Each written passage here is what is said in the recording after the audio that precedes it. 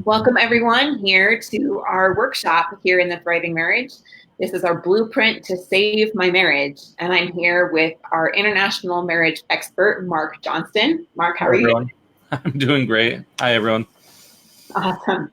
So as always, this is going to be a very actionable workshop.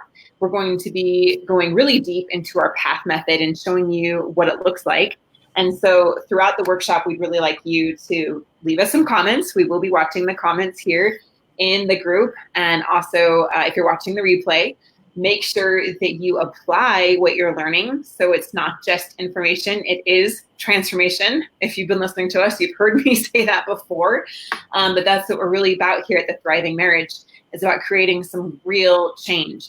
And that only happens if we start to do some new things. And so kind of clear the slate, listen to your intuition, listen to your inner guidance system, whatever you want to call it, but something will speak to your mind, to your heart.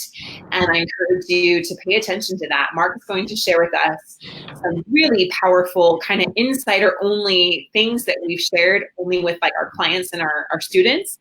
And so he's going to share with you some things that are going to be new. And I encourage you to take some action on those things and start to move yourself in a new direction. Does that sound good, everyone? I can see you guys watching. Awesome. Welcome. Good to see you. Good to see you. Yeah, very good. So apply what you're learning and then share. Comment in the group. Reach out to someone else that might also need this guidance as well. Because let's face it, we don't learn a lot about how to have a happy marriage, how to communicate, how to save your marriage. And so this is definitely a message that needs to be shared. Now, why are we calling it a blueprint? We like to use a lot of analogies. We like to use a lot of metaphors to really give clarity to concepts. Oftentimes when we're talking about relationship things, it can seem a little abstract. Like it's not like this is how to, for instance, build a house. But if you were to do that, you would definitely use a blueprint, right? We all know what that's for in architecture. And we want to apply the same kind of principle here, right? It's a proven plan.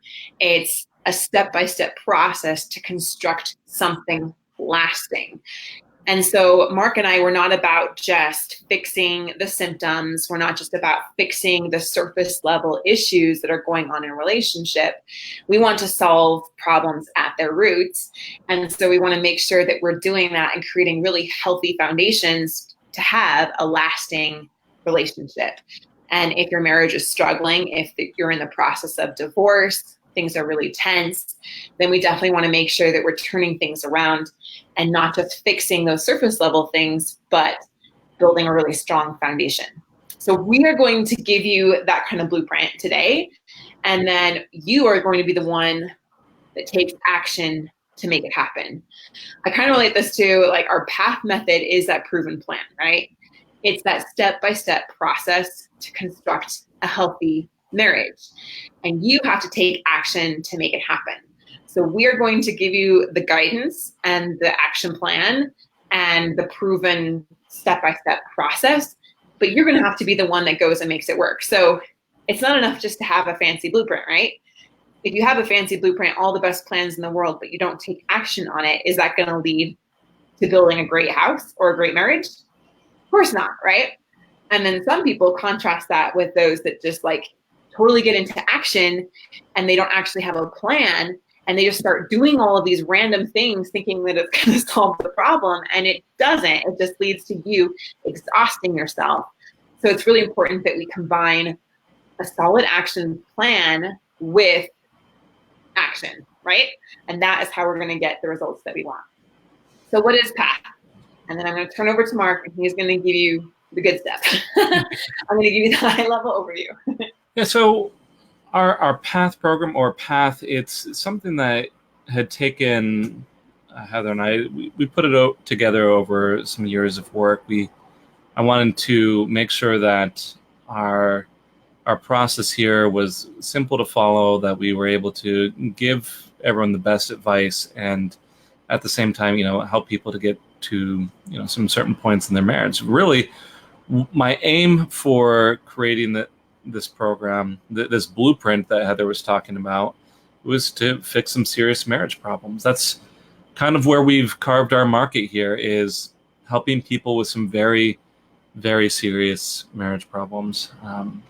You've heard us say it before. I'll say it right here. We're a bit of the ICU, the intensive care unit for relationships. And I, honestly, that's kind of where I like to sit with things. I like dealing with really challenging situations, and no one else is really giving a good plan on how to come back from these really deeply troubled, pained relationships that were right on the edge of divorce. Um, as you know, because of the nature of the problem, I know many people who come our way are trying to fix things on their own. So I needed to come up with a plan, some blueprints here on how to at least start making a dent on things, start to fix things on your own. Now, of course, actually getting a marriage, a relationship to a point where both people are extremely happy together, where it's a deep, fulfilling relationship, it will at some point require both partners in the relationship. So, what I aimed for with Path, I needed to be realistic with the outcomes. Is I wanted to make sure that if you're working on it by yourself, that I get you to a point where you can stabilize the relationship. And, beyond that, I find the best way of repairing these sort of situations is really to do a lot of work on yourself. Certainly reaching out to your partner, doing things to fix things. But, I wanted to make sure that the people who went through our program felt like they, no matter what the outcome, they came out the other end feeling better for it. And so it is a tool. It's for personal development. Heather has helped me a lot on creating some of those parts of the program. And it's done, it's done a lot of good for a lot of people. I think if anything, a lot of, pretty much everyone that's gone through the program has come out saying that at least the very bare minimum, they're happier because, a lot of, mainly because of these personal development tools. So, right. I'm just going to add in here real quick. These challenges that we face in our relationships and in life, but especially the relationships, these can be some of the hardest things that we ever go through. And it's important that no matter what challenges we're facing, we can't always control what happens in our lives with our spouses, but what we can control is what we do about it. And we need to make sure that we're stepping into our power, that we're recognizing the lessons that can be learned from them, and that we truly grow and become a better person because of it. So that is why it's so crucial that we get these skills and we learn these things now so that the same problems don't continue to repeat themselves. Exactly. And so the blueprint that Heather was talking about earlier, it's Path. It's our Path program. And the goal, what I wanted to go over today is a bit of that program. And I wanted to walk you through step by step what you need to do to fix the situation that you're in. Just so that the guidelines here to help you get to the point where your spouse is reconsidering their decision to leave. Now, with that said, like I said, like Heather was talking about, we're giving an outline here. We're giving the blueprints. You're going to have to take some action. And even though, I want to condense all this information into this presentation, obviously there's going to be more work needed. I want to set you guys up for success. And so I don't like to sugarcoat things. I don't like to say, hey, listen to this one class here and it'll fix all your problems. I'm just saying I'm going to give you a good outline and where to go, what to expect, and where to start here. So hopefully we'll get there. So, like I said, I keep talking about path. Now, I'm going to admit path. There's an acronym to this, and I'm not much of a marketing person, but my marketing team came to me and said, well, we want this program and we want it to be a catchy name. So let's come up with like an acronym. So, I managed to actually, I think that I'm pretty proud of this. I think I made it fit pretty good. I think it describes it well. So PATH stands for perspective, adjustment, telling a new story. And I'm going to admit that was a bit of a stretch there, but and then hope, or, working on your mindset. And each of these is a crucial piece in putting your marriage back together and stabilizing the situation. That first part, perspective. The thing is, you won't know where to start with a lot of your solutions if you don't understand what the problem really is. And this is a mistake that I find a lot of people get into. They say, they get into this panic mode. They say, okay, my marriage is now hit this point where I have to do something. So I'm going to go and buy some flowers. I'm going to go get some chocolates. I'm going to try to ask my spouse out on a date. I'm going to beg them to come back. And the thing is, if you don't actually know why they're pulling away, why there are problems in the first place, a lot of these solutions are going to miss the mark. And if anything, actually, that's the best scenario. What often happens is it actually pushes your partner away. And not a single client that I've worked with really knows enough about why their spouse is considering leaving. They'll tell me, okay, well, my spouse is having an affair. I guess they just found something better. Well, but I get where they're coming from, but that doesn't really explain things very well. The thing is, just pretty much no one I've talked to has taken the time necessary to really understand the motivations behind leaving, or the motivations behind some of the symptoms that they're seeing. And this is absolutely critical, because how are you supposed to give any amount of reassurance, any amount of stability, any amount of certainty for the future of your relationship if the problems aren't really well understood? So that goes into our second step here. Yeah. Go ahead and explain our second step, and then I want to answer a quick comment that we got. But let's go ahead and go into adjustment. Yeah. I'm sorry. I'm not. I can. Heather can see the comments better than I. She has a little bit better setup with her computer. I have only so much screen space to work with. But so we'll get to that. But yeah, the second part here, adjustment. Now, you might say, okay, well, no, duh. Of course, there needs to be some changes. And, I say that at the same time, though, I want to recognize that, a lot of people do make some changes, but I also think that people don't always go either far enough, or they're not making changes in the right direction, like I was just addressing here. Other times, the mistakes that happen, people are maybe promising changes. They may say, yes, I'm going to do better. I promise, we'll figure this out, and nothing happens. And it really breaks down the marriage even further when something like this goes on. The whole point here, though, is to create a foundation that would really allow for a healthy relationship if both parties were to choose to do that. So what I mean by this is sometimes it's about making changes for yourself and correcting some mistakes that you've made, but other times maybe your partner is angry and volatile, maybe they're disrespectful, and it is about you making some adjustments so that you can stand up for yourself and that you can be confident, you can have that self-esteem, so that you can break some of these patterns that are unhealthy for both of you. And a lot of times this means big changes. Heather, I don't know if you remember all these, but we've had clients change careers. We've had people move to new towns. We've had people, I remember one who broke away from his family business in order to create some more separation, to really make sure his wife felt secure.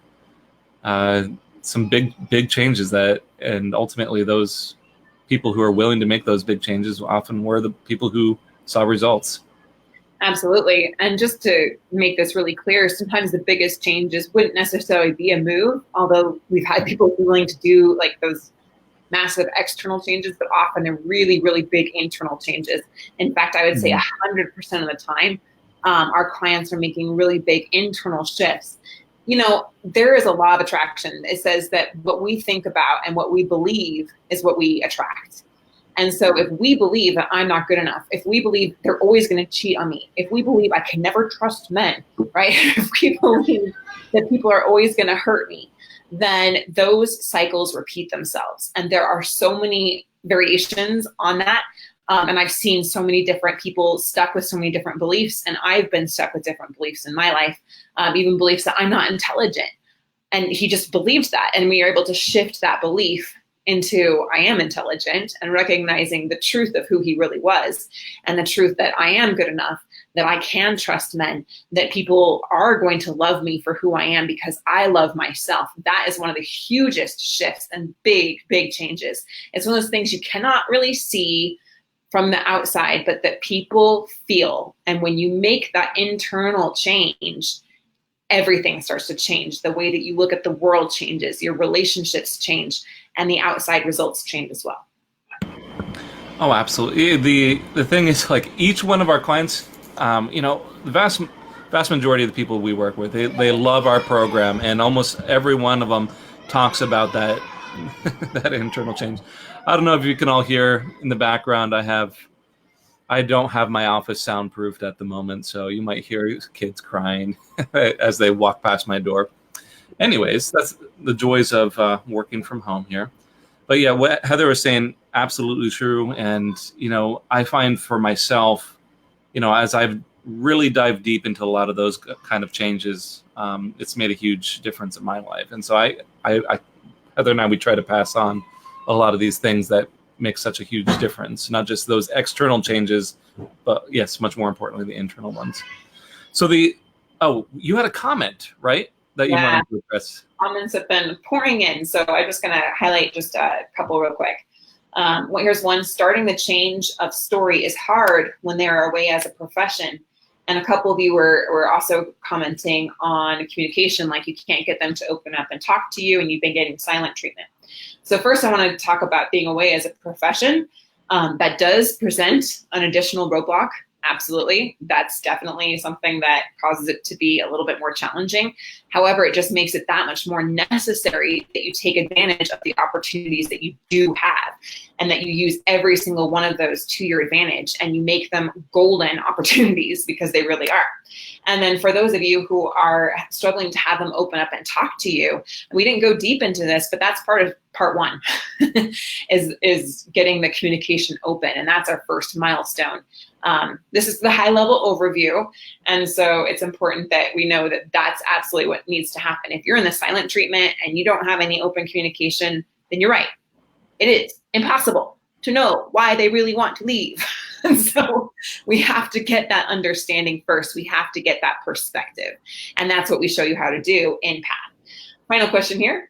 Is PATH different from PATH Live? No, it's not. This is essentially the same method. We use our PATH method in our individual coaching with our clients for the very best and fastest results, but we also teach it to you in our PATH Live course. If you're just joining us, we just opened doors last week. They're now shut because we do it live and we only take so many people. So anyway, we did want to share with everyone, because we have new people joining not only our Thriving Marriage Facebook group, but people joining us on YouTube and our podcast and our website. And so many, many, many of you are new to High Thrive Coaching. And so we want to share with you this workshop and go in deep and give you some actionable steps. All right, let's take it away with step 3 here. Yeah, so this is where I think we differ quite a bit from other programs here with this telling a new story. The thing is, I think I get reports from clients and other people that I work with all the time. They say, well, we tried going to marriage counseling. We tried talking to our priest or pastor or, some sort of religious leader. And they'll talk about how they get suggestions. They'll talk about the problems. They'll get suggestions like they should go out on dates more. Here's the thing. What I started to realize, years ago when we first started this off, we could pretty easily get couples to a point where we could calm everything down and where we could eliminate problems. But we would make those adjustments, those changes, but the marriage still wouldn't come back together. And I had to really think about, okay, what's actually going on here?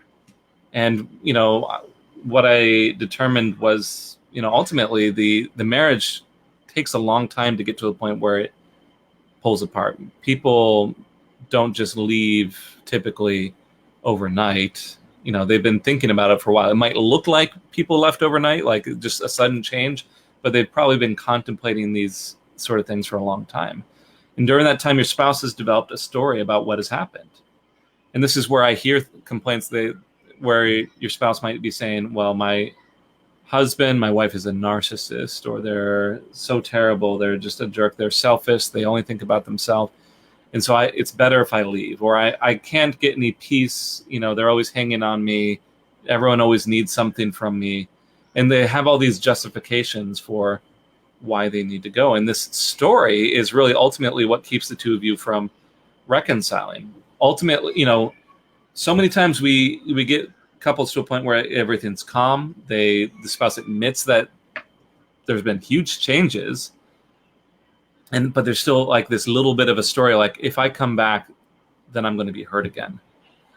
I've been thinking about this more and more recently, and I've been realizing, beyond simply eliminating problems, there is a huge need to build the marriage back up and to attract your partner back into the relationship. And this is a huge part in adjusting the story that's going on and actually helping them to want to come back. And like it says here, telling a new story with everything that's with the marriage.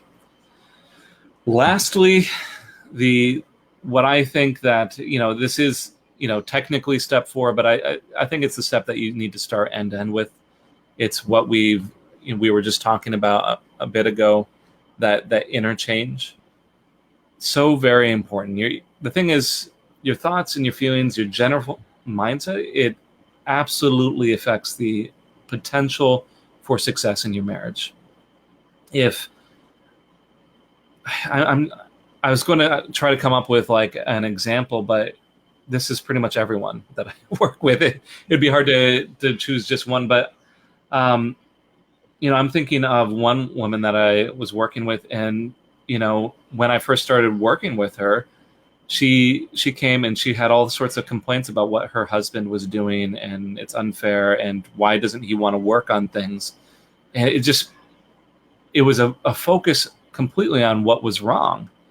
And I started calling her out on that. I was telling to her, you're approaching this with a very negative mindset. You're approaching this with all this pain and hurt and anger. And so when you go to your husband, it's no wonder he doesn't want to talk about things, because it's judgmental, it's blaming, it's negative, it's uncomfortable. And certainly there's a right and a wrong time to, you do need to address problems, but there's a right and a wrong way to do that. And if you're able to actively choose how to act and react, I would say you're 90% of the way towards fixing things.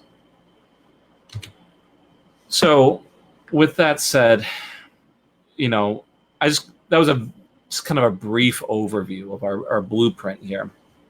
And a lot of times people come to us and they have no idea where they should be going next. They say, well, my husband, my wife, they're more comfortable with me. They're talking to me, or maybe they're not. They give me kind of a situation that they're in, and they say, where do I go next? And I want to help you guys know some milestones here. How to know that you're progressing and where to go from wherever you're at. So right here, let's just start off with the just general goal of what we do with marriage coaching. The whole point here is to bring balance into the relationship. And it's to make the relationship feel healthy for both parties. It's to help everyone feel like their needs are met. Now, because we've established that the whole point of the whole situation that that we're dealing with right now, a lot of you are trying to stabilize this on your own. So how do you actually bring balance into a relationship? How do you make it feel healthy for everyone? How do you feel like everyone's needs are met if you're just working on this by yourself? This is why we focus so much on mindset and taking care of yourself, making sure that you are thinking about this in a healthy manner. But for stabilizing the relationship when your partner is not involved, I always recommend that the flow of balance while fixing the marriage on your own is to offer and address their needs and concerns first, and then address your needs and bring balance second. Why is this? I mean, and we'll get into the milestone here in a second. Think about this. If you're upset and you're angry and someone comes to you and talks to you about what they want, well, you're fine. If they're talking to you about what they want, how likely are you going to listen to them? Probably not much. So this is why we have it going this way. But I will say your needs are absolutely important, and we're going to talk about that today, but this is going to be the general flow as I'm talking about things. Offer and extend, meet their needs first, then bring balance and meet your own. So let's talk about some milestones here. We're talking about progress. Well, the first one here, gaining understanding. These will correspond a little bit with the acronyms that we have. So when we're talking about this here, gaining some perspective, I think the big step with all of this to know whether you are making progress is this question: does your spouse feel understood? And I want to make this very clear, because this is a very important distinction, because I'm not asking, do you understand them? I'm asking, do they feel understood? I've had people come to me and say, well, of course I understand what's going on with my spouse. They're unhappy. They're having this affair. They're just closing down. They're stonewalling. Great. I'm glad that you have that understanding. But until they themselves feel understood, you're not going to get much further. I will say this often. Someone who's really angry and upset, what they're looking for, most often they're looking for understanding. The second part of this: do you feel like you can be heard? Do you feel like you can be understood? If you have both of these pieces of this milestone, you're making some progress here. So let's go a little bit deeper into this. Into the next slide here. How do we know that we can? How do we get here? How do we actually get going with this milestone? I know a lot of you are probably experiencing some obstacles to your communication. So one thing you need to concern yourself with is, have you done something to clear those obstacles? I know it's not as simple as asking that question and saying, okay, maybe I'll work on this. And this is why we do go deeper on these topics in other areas. But can the two of you ensure that, or can you ensure that the two of you can talk about concerns without it escalating into a fight? I think that's a big part of this milestone here. Can both parties feel open enough or safe enough to talk?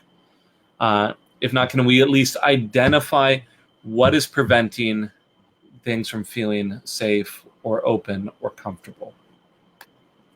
Oftentimes I will suggest to clients, say, hey, why don't we have this conversation, that conversation, to build up this understanding. They say it's so difficult to have these conversations. My spouse is so closed off. And then we need to get to that point C there, that third point. Let's identify what's preventing this, and let's see if we can work around. There's so many problems, so many solutions to this sort of thing. It really needs to be tailored to your particular situation. And this is why we have services, why we have the one-on-one coaching, the group coaching, why we have the live coaching programs, so we can tailor this to your particular problems. Now, the whole goal of this milestone here is not to solve problems. And I'm going to be specifically talking, to men here. This is the bit of the stereotype here.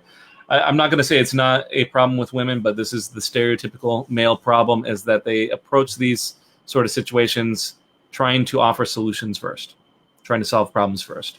They say, okay, well, you're upset. Okay, let's go do something about it. I'm going to go buy you some dinner. I'm going to go, we're going to go out on dates. The thing is, if you're trying to solve problems at this stage, your solutions will miss the mark. And I really want to encourage you to take time to listen, understand, ask questions, to clarify, to go a lot deeper than you normally would. That in and of itself would constitute a whole other training here, just having some of these initial conversations. But suffice it to say, I want you to take time, with gaining some understanding. All right, so second milestone. Have you actually made some changes? Now, once again, I get it. You probably already know that some changes need to happen. I mean, otherwise you wouldn't be sitting here listening to us. Like I was talking about earlier, though, the big question here is, does each person feel like there's a healthy foundation to their interactions? If you're seeing a lot of tension, if you're seeing a lot of discomfort, if you're seeing a lot of animosity, if you're seeing stonewalling, there's not really a healthy foundation there. And certainly there's bigger issues at stake. Go to the next slide here. Where's the button? Okay.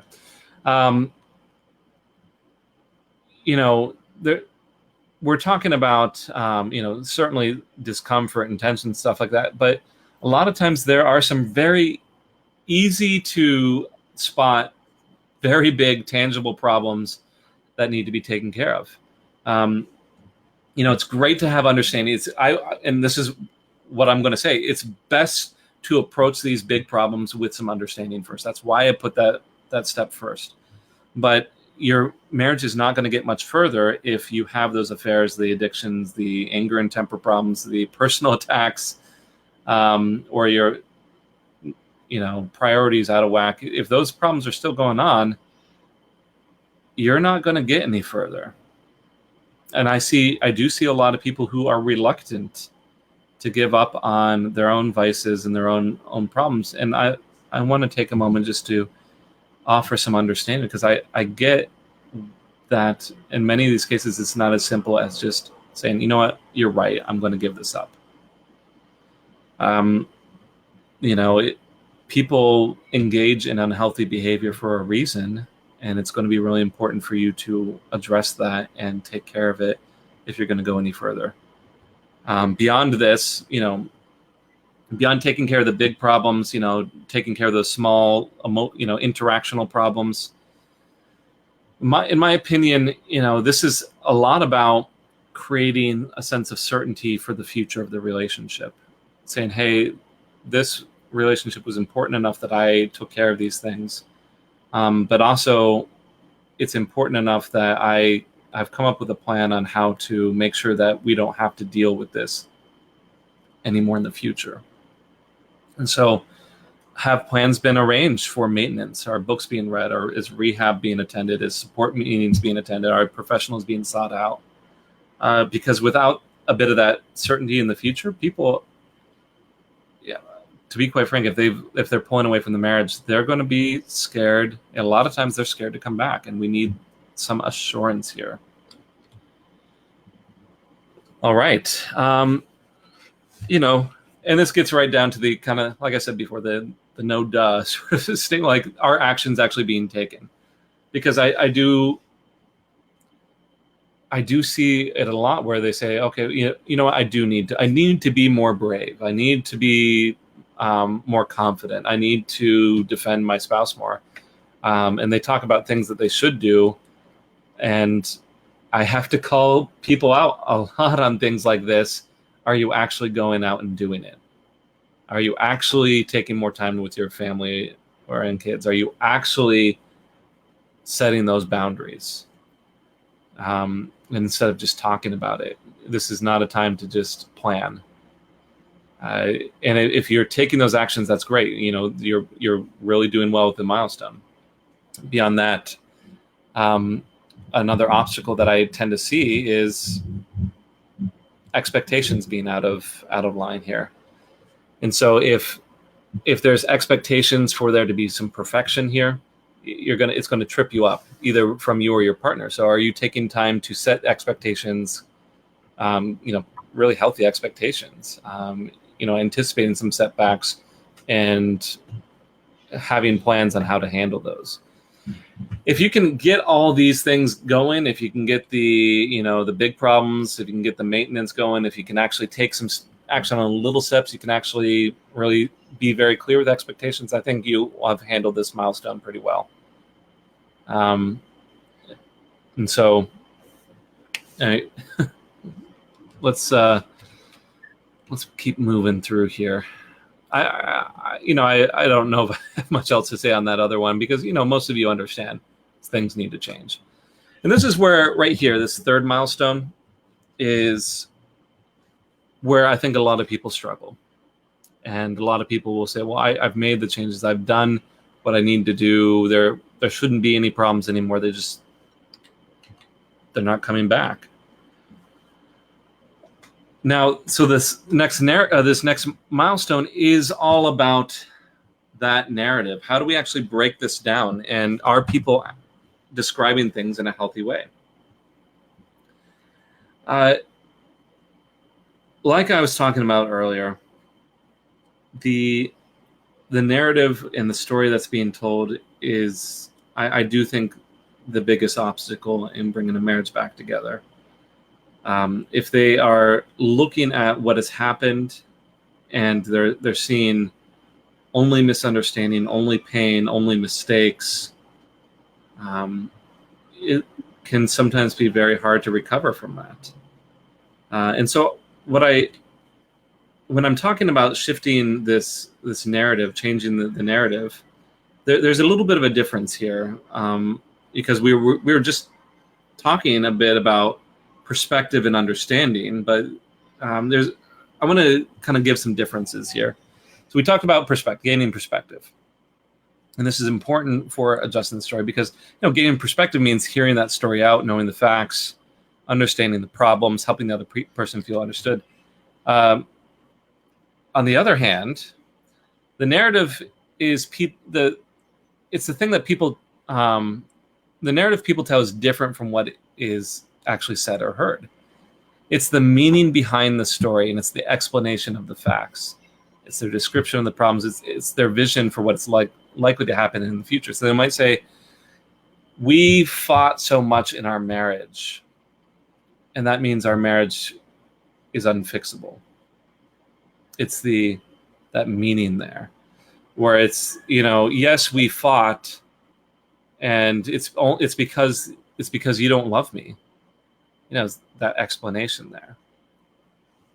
And when people start having this generally negative description of what's gone on, what's happening right now, you're fighting an uphill battle. I mean, Heather, you were talking about this a little bit earlier, about this in your own personal life, but you've seen this with our clients, you've seen this with yourself. I mean, I would say this is a huge thing in how we actually describe what's going on. Would you agree? Right, absolutely. And I'm just seeing some comments even here as we're doing this, that I'm making all these changes and they're not believing that they're real. They're not knowing that if they come back to me, it's just going to go back to the way that it was. And so it's really important that we hit this point here, that we change that narrative, because all the positive changes in the world aren't going to lead to getting them back unless we help to change their story about us and help them see that they can be happy with us again. Yeah, and so I'm gonna recognize that. Let's go to the next slide here. I'm gonna recognize that this is a big challenge. This is such an easier thing to affect when we're talking about our own work. I can work with clients and help them come to a much healthier position. But now when we're trying to affect someone else's story, this is an entirely different challenge. And the thing is, if your spouse is thinking of leaving you, you're 100% fighting against this negative narrative. Narratives are they're a much deeper level of thought and belief. In psychology terms, sometimes we talk about automatic thoughts, like surface level thoughts. Then we have intermediate beliefs that are kind of rules that govern our lives. And then we have core level beliefs that are really what makes us us. And when we get into these deeper level beliefs that have been formed over years, this becomes really hard to shake up without some concerted effort. The thing is, shifting the narrative is the ultimate goal in marriage coaching, and it takes some building up of a foundation first. Gaining that perspective, making adjustments, meeting needs. Now, here's the thing, and what I want to add on to this here. Quite often, like I said, you might be able to gain that perspective. You might be able to make the changes, like a lot of the people have been commenting. But ultimately, those things eliminate problems. It doesn't really build up motivation to change their mind.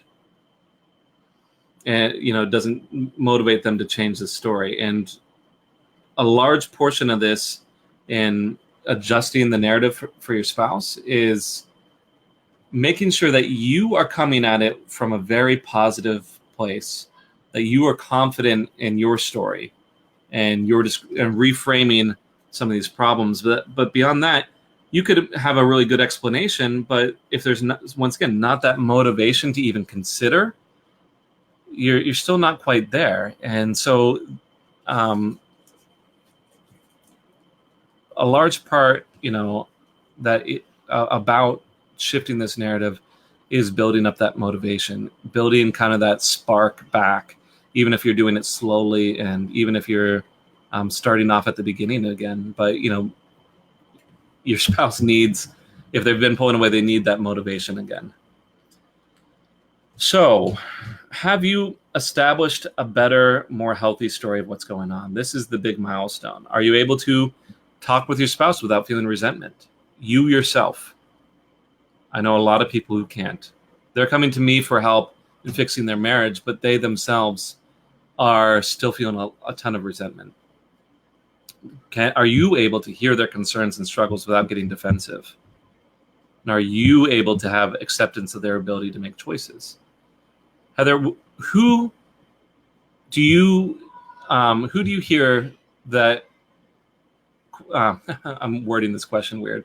Who most often gets the results in our courses?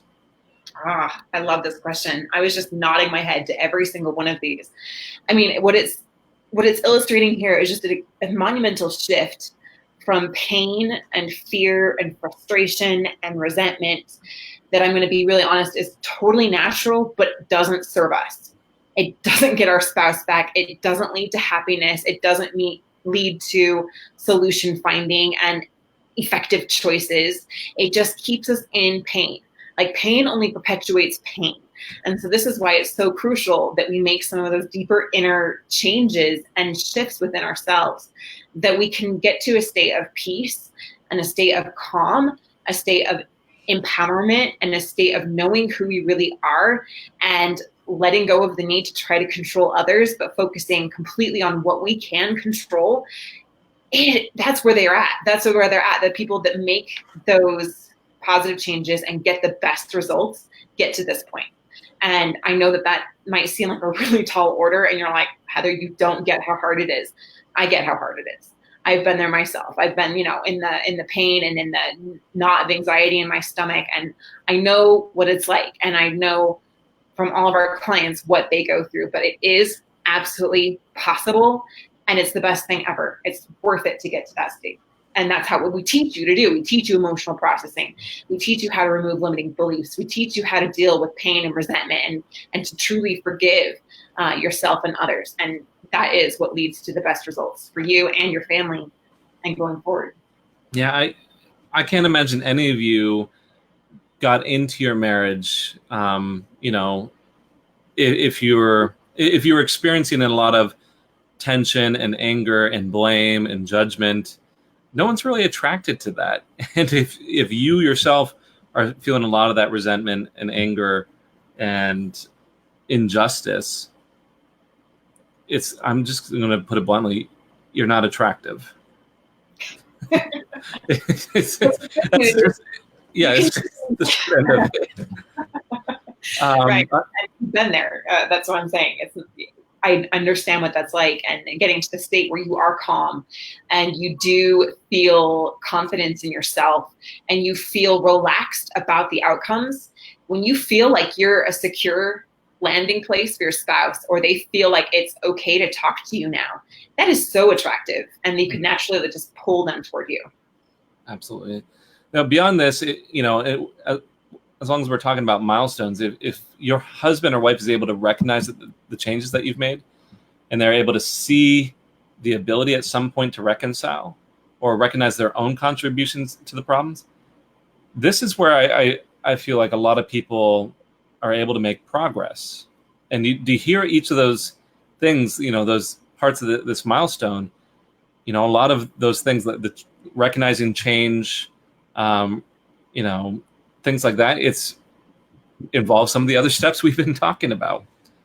It certainly helps to kind of build up a different story here. Yeah, and if you're shaking your head, no, they don't see the changes. No, they don't want to reconcile. They don't see, their contributions. Well, then that's okay. Just know that you're not there yet, but you can get there by following through with this method. Yes, absolutely. So, like I was saying just a little bit ago, with a healthy story comes the ability for attraction. And this isn't, if all we did was eliminate problems and all we did was make things safe, I certainly think there are some relationships that will come together because there's safety, but that's generally in situations where people have experienced a lot of pain and they're looking just for that safety. But most people, they come together because they are attracted to each other, and it's not going to, that attraction doesn't come back unless you have a really healthy story about what's going on. So are you able to have some fun with your partner? Are you able to laugh and tell jokes, be silly, be spontaneous? Are you able to enjoy each other's company? I feel like if you've built up your own positive story, if you've built up comfort, if you've built up, some ability to talk to each other, it's then time to work on this other part of the narrative, that attraction, pulling them in. And, you'll start to see this if you are the one that's pushing, just slightly on those boundaries. If you're able to have fun, if you're able to really bring some enjoyment to the situation, I can almost guarantee you that your husband or wife will start spending a little bit extra time with you. They'll start to accept some lighthearted interaction. They'll start to have some fun with you. It's not just about eliminating problems. It's the ability to see the good parts of the relationship again. This part of the relationship is very difficult to work on, though, if your partner is feeling threatened or believes that they're going to be hurt by ongoing problems, which is why I talk about this after the adjustments. I'm going to highlight a comment here. We just got to this point. It's amazing, and you can keep pushing. It took 7 long, hard months, and we have long, hard way to go. Finally, really enjoying one another and have deep, healthy conversations. Beautiful. It shows that it is possible, even if it seems distant or really challenging right now. You can get there, and it is amazing. Okay, so I'm going to go a bit quick on these other things because for time's sake. But this next part, like I said, we start and end with mindset. We keep referring back to your mindset, how you think and feel about things, because it's a crucial part throughout. This is the way you think, the way you feel, the way you respond to your thoughts and feelings, your general mood, your level of hope. It's really everything. And it's we have said this multiple times in this presentation. It's the number one determining factor in your success or failure. And there's some typos there. It's success or failure with your marriage, not with your kids. But yes, it's happening with your kids too. Absolutely. There as well. So I want to give you guys some steps actually to start on this. I know I talked about giving first and then kind of bringing things into balance and taking care of yourself, but I'm going to kind of come back on that suggestion a little bit because, if you're really in a bad place, I want you to get started on some things. So how, if you're working on this by yourself, I want to give you the expectation that your partner is probably not going to be meeting a ton of your needs for the time being. And you want to make sure that you can be happy as you approach some of these problems. So how are you going to meet your own needs while working on the marriage? So think about it. I want you to ask yourself this question. What do I need to do to keep mentally healthy? Do I need to exercise, journal? Do I need to get a personal therapist? Do I need to get coaching? Do I need to go engage in hobbies, time with friends, whatever? Now, here's where I'm going to actually hold you to it a little bit more is on this next one. What times specifically are you going to set aside to take care of these needs? Because it's so easy, people, to say, what, I should take care of myself a little bit better. Talking with my wife the other day, and she had some friends over. They were expressing similar things. They're saying sometimes it's just really hard to take care of yourself. And I turned to my wife, Jen. I said, I would love to support you in that. Let me know sometimes, or just even, you don't even have to let me know ahead of time. Just tell me when you need to take care of yourself. I'll take care of things. We have small kids. My wife's friends have small kids. Sometimes it's hard to take care of yourself. Especially it's hard to take care of yourself if your partner's gone, if you're separated and they're not really working too much with you. So what are you going to do? When are you going to set aside this time? My suggestion here is, and this might seem like a tall order for some of you, maybe others it's easy, but 30 to 60 minutes for yourself each day, bare minimum. Ideally, I would say more, but bare minimum. Some people don't even have this. Each week, this is important, 2 to 3 activities that provide support for you. And I don't mean just simply people who are going to commiserate with you and say, oh, you're so poor you. But, certainly talking with a friend, going to a support meeting, going to church, talking to a therapist, anything that's going to really help you is a bit more structured, or it's going to, feed into your needs a bit more, someone else that's giving to your needs. And then each month, 2 to 3 activities that are personal interests, whether that's fun activity with friends, engaging in a personal hobby, getting out for fun with family. I'll admit I'm a big nerd. I play board games with people. I have a monthly get together. My family and I will do the same thing. We go. My kids call it treasure hunting. We get a geocache thing and go hunt for these things in the woods. But what are you doing that's actually interesting to you and feels just frivolous or just, yeah. Yeah, and remember that happy people are attractive people. Oh, yes. A lot of our clients that just start living again, and it's hard because you're in survival mode and you're so encompassed, like this relationship is sucking all of your energy that you just get into survival mode and you kind of panic and you end up just trying to do the bare minimum and trying to get through each day, right? But your life will start to totally change when you start to bring in some joy, and your partner will sense that, and that happiness is incredibly attractive. There's also another element here that I'm living my life and I'm a happy person, and they'll see, wow, they're actually living their life, and that starts to pull them toward you instead of you constantly chasing them and being desperate to get them back, which just pushes them further away. This starts to pull them toward you. I'm thinking of one client in particular that's still working with us, and I remember it was probably a couple of weeks ago. She was saying, I've been doing things that I've always wanted to do in my life, and I'm really happy with it. And, my husband turned to me and was actually asking about some of these activities that I was engaging in, and started talking to me out of blue, something he doesn't normally do. It was because he could see the effect that just taking care of herself was having, and he was interested in her interests. So the thing here, though, is I get it. It's hard for you sometimes. It's hard to get out and take care of yourself. So I'm going to, once again, hold you to this a bit and ask, who are the supports in your life? Because I can guarantee you there are people in your life that care about you. The example that I gave my wife talking to her friends, I was there for the conversation. They're saying, well, I can never have time for myself. And I was going to challenge them on this, but my wife beat me to it. She's like, we're sitting right here with each other. If you want to take care of yourself, why don't we help each other out? And they kind of were a little bit sheepish about it. They're like, well, I don't want to trouble you. And my wife is not one to just wallow in self-pity. She said, no, don't do that. If you're having problems, why don't we do something about it? And so they started talking about, hey, why don't we exchange kids? And, you have supports in your life, and there are people in your life that want to be able to help you out, especially if you're having some struggles.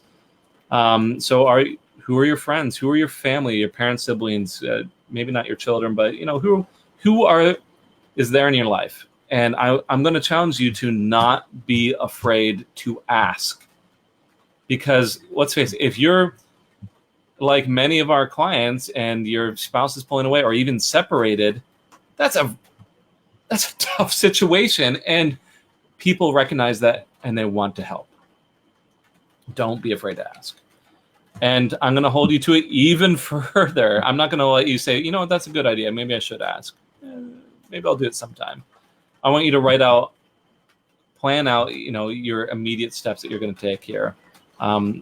So I want you to actually come up. What are your broader goals in terms of personal care? Like, I want to be more confident. I want to be more relaxed. I want to be able to have some better self-esteem. And I want you to write out, okay, what are all the steps that are going to lead you there? Who are you going to talk to today or tomorrow to get started? So there are some absolute musts in terms of where to get started.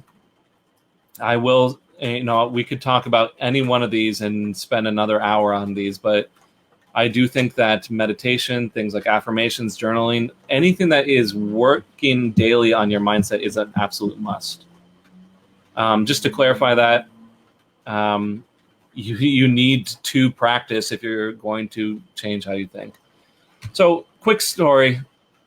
My wife and I, just to kind of illustrate this mindset issue, my wife and I, we hit a low point many years ago. I had my whole life kind of mapped out in front of me, and I thought everything was going fine, and then it all fell apart. Really low point. I didn't even want to, when I heard the news, I didn't want to even go home and face my wife. I couldn't. And I spent an entire afternoon sitting in my car.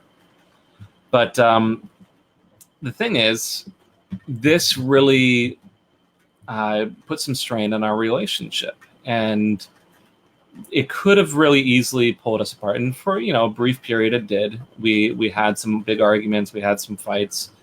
And eventually we decided we need to do something different.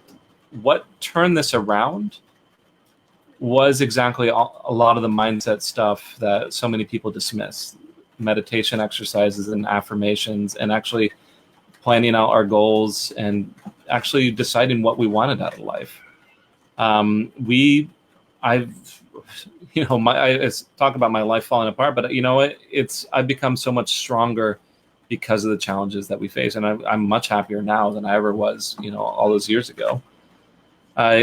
This is how we actually got to this point where I'm sitting in front of you. Heather's, working with me, and we're sitting in front of you here talking about these things. It's because of these challenges. And so I want to ask you guys, are you going to let the challenge that you're facing right now, are you going to let that be a sinkhole in your life, something that pulls you down and always is that scar?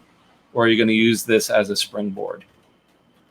Because you absolutely have the opportunity to make this the most important part of your life, to propel you forward, to make you even happier than you ever have been. This is how we came up with this program to begin with. And this is a lot of what we're sharing with you guys, is what my wife and I did to put everything back together. So I from personal experience, I know it works. Heather could probably, for time's sake, I know she shared her story many other times, has very similar stories, of very huge challenges, and it really defining her life and helping her get to this point. And this is what we are sharing with you guys. I love that you shared that, Mark. And so many of our clients say, this was the hardest thing I've ever gone through, but it was the best. They'll even say, the affair was the worst thing that ever happened, but it was the best thing that ever happened, because now we finally solved those challenges. And so many people will say, I'm so glad I didn't give up. Even those that didn't save their marriage, they look back and they say, I am a better person because of it. I learned skills that I didn't have, and I grew, and that's worth everything. And so thank you, Mark, for sharing this today. And I just honor you for sharing your story and being this light and inspiration to so many people. We are the fastest growing online marriage resource in the world, and we serve clients all around the world. But that's not what matters to you. What matters to you is that you take action on something today, that you move yourself in a direction, that you ask yourself some of these questions. You determine what milestones you have achieved, which ones you haven't achieved, and maybe you haven't achieved anything, but that's okay, because now you can start to turn things around. And that's why Mark and I, we want to share with you how we use this program and how you can take some action today to apply this and to get the results that you want. And so Mark and I, we do offer one-on-one coaching. I know a lot of you are familiar with this, but some of you are brand new. And we offer this one-on-one coaching because it's crucial that you get individual feedback for your relationship and for the challenges that you are facing. I see a comment here. I can't find a way to get past the pain of ongoing infidelity. The trauma is too much. And so right there, that is why you need the guidance of an expert. When I was diagnosed with cancer, I didn't go to a general doctor and accept just anyone's diagnosis, right? I had to get specific guidance by the best expert in the world to help me solve that problem. And so having that guidance allows you to open up communication, allows you to set some healthy boundaries, that is what's needed here. If you have ongoing infidelity, like this comment says right here, or whatever the challenge might be in your relationship, you might need to set some really healthy boundaries to turn things around in a productive fashion so that you can feel safe, you can feel secure, and you can heal. Open up that communication is so crucial. If you don't have that communication, we had comments about being in the silent treatment. That's so common. Mark, wouldn't you agree? Most of the clients that come to us, their communication is not there. It really isn't, yeah. Yeah, and so that's why we need to open that up and then solve problems in the right order. We can't jump from one milestone to the other. It doesn't work that way. You know, we talked about the blueprint and about creating really healthy and strong foundations that are going to last, not just in this crucial time when your spouse is pulling away from you and you don't have a lot of time to turn things around. We're not just going to put Band-Aids on it. We're going to solve it at its roots. And that is exactly what we want to do. And so path marriage coaching is different than therapy. It's radically different. And in fact, we're improving it drastically. And we're going to be sharing some of those improvements with you. We do this every single quarter where we really look at what made the biggest difference for our clients in their personal growth and helping them with their mindset so that they can be that calm, centered, empowered person that draws their spouse naturally to them. And we have some incredible things that we're going to be sharing with you. And we've been testing it and the results have been absolutely amazing. So really excited about that. And you have the opportunity. You can jump right in now, even before we officially announce it, and take advantage of that. It's just really important that we not only have the blueprint, but that we take action, like we said at the beginning. So your job today is to take some action on what we shared with you. But more importantly than that, one of the biggest things is having a tight, we call it a feedback loop, accountability to make sure that you're doing it right. One of the really cool things that we're going to be doing is what's called field reports. So you have an interaction with your spouse, you have a conversation, you immediately send in a field report, and your coach is going to give you feedback right away on what you did well, what you need to improve, and what your next steps are. So that you can go back through this and you can say, I hit that milestone. Okay, hit that milestone. All right, we're at this milestone. And just like some of the comments here, that it feels amazing to get to that milestone where now your spouse is acknowledging their part in it, they're recognizing the changes that you've made, and they're even seeing the possibility of working on it with you and then even committing to working on it with you. That's the results that we want. So what does it look like? You're going to be coached personally. This is our one-on-one coaching program by us and international marriage experts, and you'll finally make progress towards restoring your marriage with a plan, accountability, and actionable feedback. We have other people going through this as well, and you do group strategy sessions. So in addition to one-on-one coaching sessions, you get to meet together as a group, and this is powerful. I have learned so much from other people that asked questions I never would have thought to ask that really benefits me and helps me see perspective from different people in those incredible group coaching sessions. So it's combining both. I mean, this is radically different than you get one therapy session a week. I mean, I'm saying that kind of comedically there, but it's just such an outdated model that doesn't lead to great results. But this is completely different, where we're in the trenches with you. We are there with you every single day, making sure that you're making progress, that you are living your life with no regrets, because it's too short. Life is too short to live with regret. It's too short to stay stuck in pain. It's too short to not become who you're really meant to be, and to stay stuck in that story that's not really you, because it's going to keep showing up unless you start changing your internal story and changing some of the habits and learning new skills. So it's a beautiful process and we love it. It's why we do this every single day. And so I went through these things. Here's just a little graphic about it. But if this resonates with you, we have a few spots open, and we're going to be sharing more with this about you in the next coming weeks. And you can apply for a free call. It's completely free. And I'm just going to tell you, whatever you're struggling with, we have solutions for you, and we'll help you find the best program and the best solution that fits your needs. You have to be coachable. You have to be willing to do what it takes. You have to be invested. It's going to take some time, some energy, and some money to turn things around. And you have to be committed to doing what it takes and say, you know what? I haven't had the results that I want yet. I haven't been living the happiest and the most empowered and the truest to myself that I could be. And now I'm ready to learn some new things so I can start to get some new results. And you can see from our members here in the Thriving Marriage, the incredible results that they're getting. And I just pray for each of us that we take action on what we learned today. I thank you, Mark, for sharing with us. The group session is the best. It's a support group. It's awesome.